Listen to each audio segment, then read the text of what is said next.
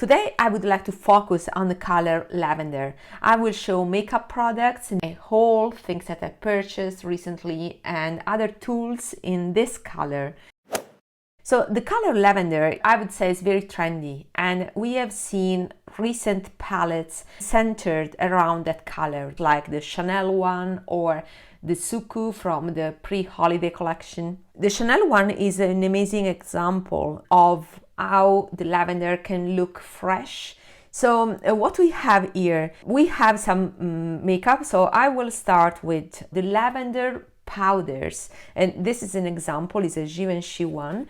Unfortunately, I found that these lavender powders are not my style. So this, for example, I will put on Vinted because I haven't used it. It's the Prisme Libre from last year, and you can see how brightening it is. Unfortunately for me, it gives me a bluish cast that I don't like under my eyes, because I feel it emphasizes my blue under eyes. But if you have a warmer skin tone, I think it's very nice, or neutral even, gives a refined, like delicate hue that I think is very appropriate for winter and spring.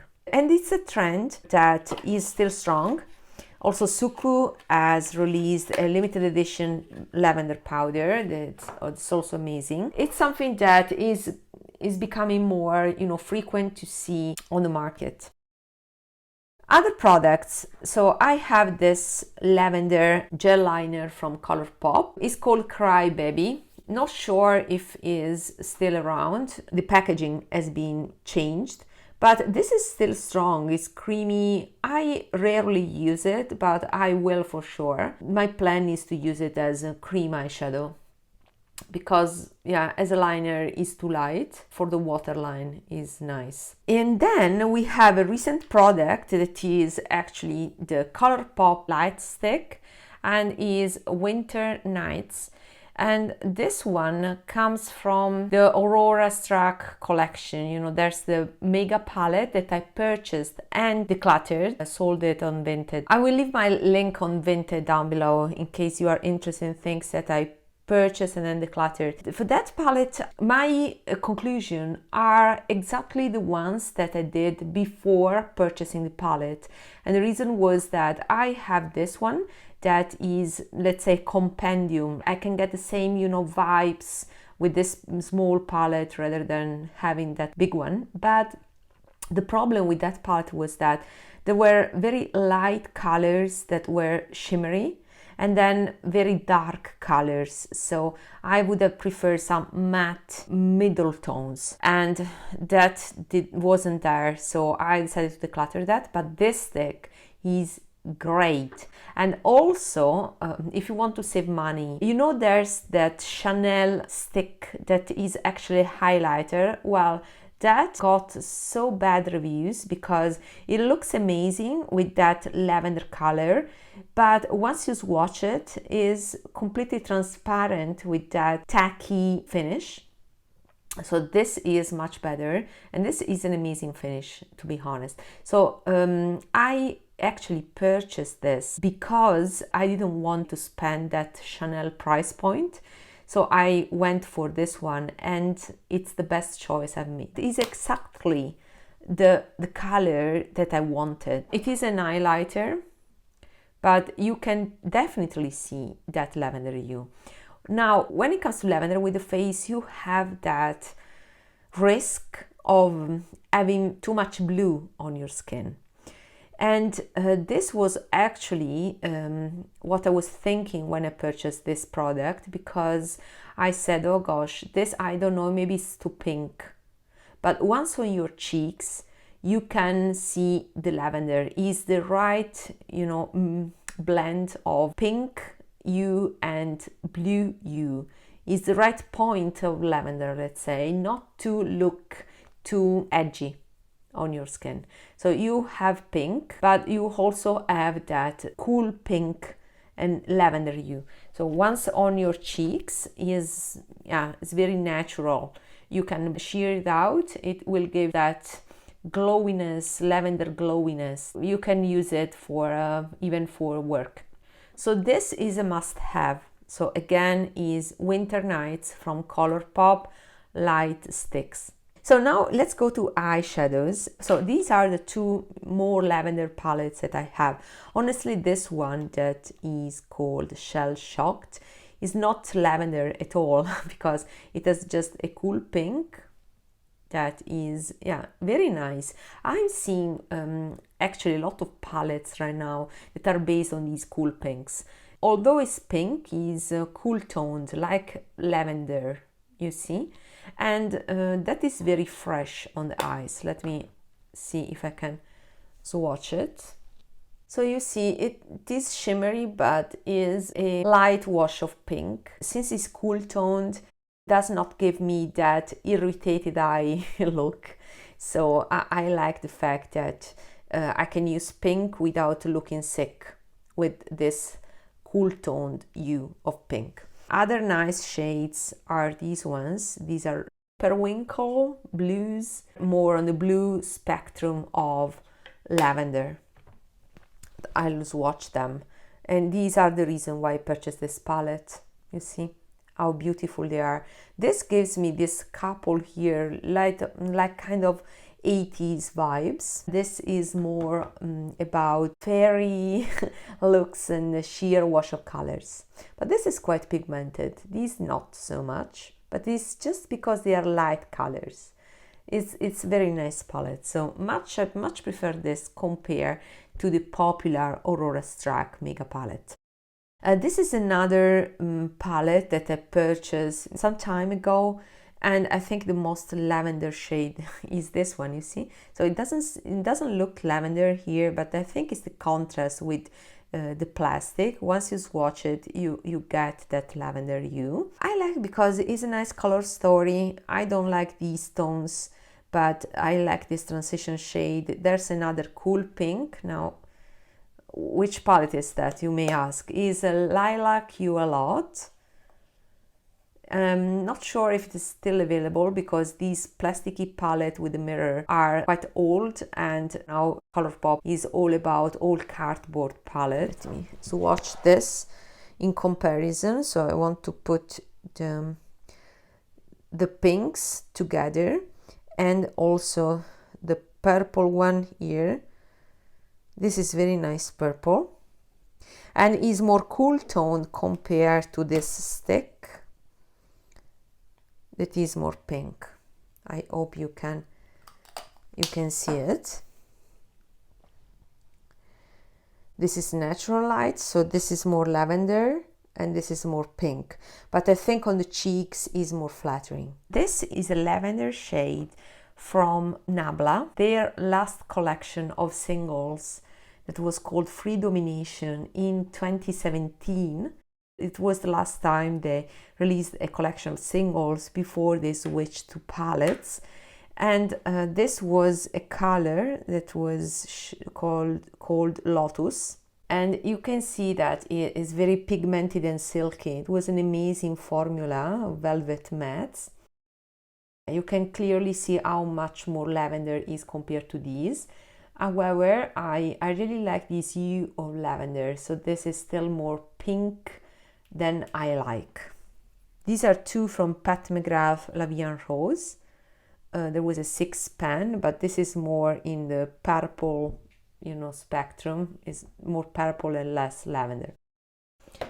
Then I have the last two lavenders. One is from Sydney Grace, but again is more muted and darker.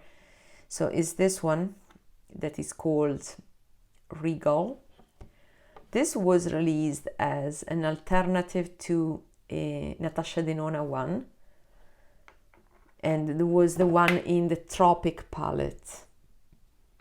So this is Regal from Sydney Grace. Let me pick the Tropic palette. So this is the Tropic palette. I've switched the colors, but these three are still the same. There's limoncello and this color that is called Zena, that was meant to be duped by Regal from Sydney Grace that we have just seen. So let's watch them side by side. So the Natasha Denona is my favorite because it's lighter and It has that, you know, blurring quality that is not the same as the Sydney Grace here, that stays deeper and is even a touch brighter even, so it should have more white. I like the Natasha Denona more, but still we are in the purple, you know, hue compared to lavender. I also have a lavender color here from Give Me Glow, Electric Purple. This is much brighter, and I picked this because there was a Natasha Denona quint that I decluttered. The quint was number 12 and there was an amazing purple in there, so I decluttered that quint because I wasn't using it, but I wanted to do just that purple, and I did it with this eyeshadow. I will also show you a rare Suqqu palette. This is the Blend Color Eyeshadow EX36, created by Hort Balzaretti. That is the makeup artist that creates all the pre-holiday, pre-summer collections. So this was the quad. It has this lavender color in a color story that is very nice. I don't have a neutral, you know, a taupe that I can always get from staple palettes like this Surratt palette that I have. I like this pop-up color, especially the pairing with the light blue. So this I think would be the quad of the season, and I will put it into a empty magnetic palette and make my palette of the month. So it's what I'm gonna do. Let me swatch first this quad. These pearly finishes are so nice, but they give the best in real life. What is amazing is the finish, more than the color themselves. This is very light. How different it is from these other colors, but it's very youthful and fresh. And then you have this aubergine that is cool toned. This is the quad, Suqqu style from the early days. Very light with a dark colorful liner. Let's compose the palette of the month.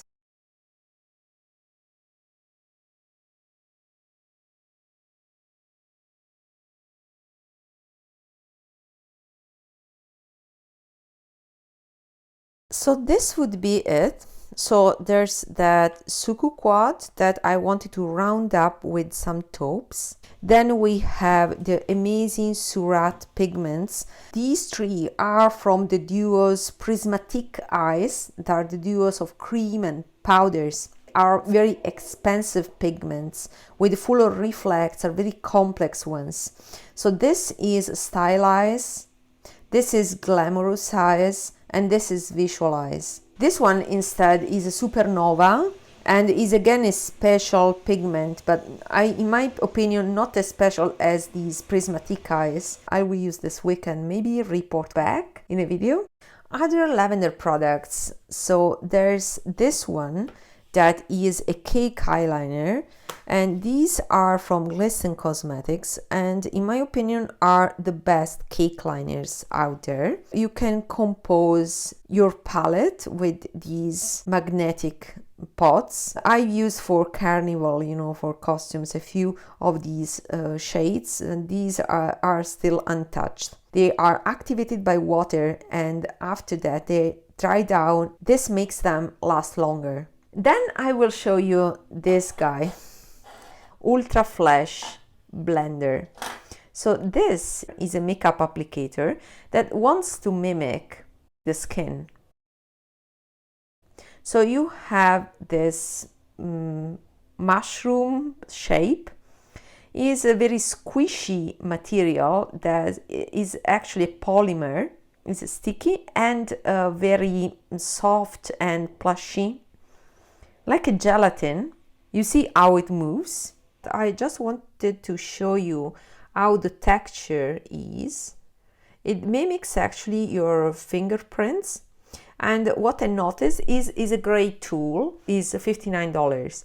And I again use a forward shipping to get this into Europe.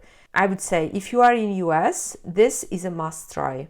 It's quite expensive, but it's worth it in my opinion. It's very nice to blend base products. I think I used once. You see there's a little bit of a stain here, but you can clean it properly with oil. So what you do is put your product, and then you can either use this smooth surface. I already damaged it, maybe with my nails. Anyway, you have a smooth surface and a texturized surface here. And this is my favorite because it's amazing on dispersed product. It accelerates the blending, like you add bigger fingers. You know, if you place something with your finger, then you have, you know, to pat, to disperse the pigment, and then you need some time to do that. Instead, with this one, is like having a very big finger. You see how different it is, even compared to my thumb. And therefore it's very quick and efficient. So is a genius idea, very underrated. I've seen few people talk about this, but it deserves more recognition because it's really amazing. It's better than a brush. However, the brush is still my preferable way of usage because it's more practical. But for creams, I prefer this one to disperse cream blushes, foundation. When I want the perfect application, then I use this. It's a great product. You have a case that you can store it that allows clothes or hair to, you know, keep in the most hygienic conditions possible. And this is magnetic as well, so it's very well designed. Comes with two colors, a pink one or a lilac one. I like the lilac one because, you know, the pink one seems really a sex tool, while in this way, yeah, at least it's lavender. So now the lavender all, a swimsuit from H&M. Fashion brands are the first that detect the trends and are quick to update inventory so that they can match the trendy colors. It has some texture, you see, and this is very resistant to chlorine. It is trendy, but at the same time it doesn't leave a lot of skin uncovered. And I also have some shoes, a pair of sneakers that I purchased that are from an Italian brand that I really love, that is called Tots. This is luxury and extremely high quality. You get a dusty bag for your shoes, and these are the shoes. Are just nice shoes for everyday sneakers, and I like that. Yeah, the finish is impeccable. They have leather here and suede here, and they have that signature rubber balls that are called gommini in Italian. And this is because they have the iconic product from the brand. The iconic shoes are loafers that are called gommino. I will dedicate a specific video about my shoes all, and you can see that, yeah, it is impeccable. You have leather also in the inside. It's very soft, high quality leather. So this is made in Italy at its finest. Very, very soft and comfortable. These are shoes that last for a while. The initial investment is high, but you are well repaid for the comfort you get, the quality that you can also see from outside, and durability over time. So do you have some lavender things? Let me know if you have recent purchases. I think it's a nice color, a soft, pretty girly color for spring, something fresh. Bye bye.